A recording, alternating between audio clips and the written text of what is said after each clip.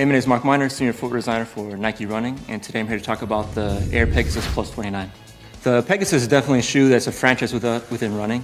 It's a shoe that a lot of people go to in terms of looking for a neutral running shoe. And with it being the 29th, it's definitely a shoe where we're building off of what has been great in the 28. One of the first things you'll definitely notice in the upper is the engineered mesh. And when we talk about engineered mesh, we're really talking about engineering the top of the upper to really work with how your body is going to be working within the shoe. When you get up close to it, you're going to see the shapes of the mesh changing from more closed, where you need more structure, more support, to more open, where you're going to need that ventilation, that breathability while you're running in the shoe.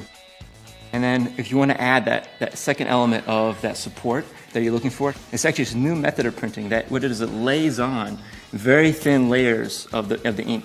And what that does is, as you add on those layers, it creates support and structure.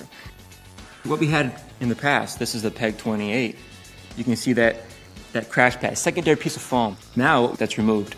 But what we did was, these grooves that you're seeing on the heel, that actually does the same. And so that when you strike the ground, that's going to decouple and dampen that ride to have that smoother transition as you move into the forefoot.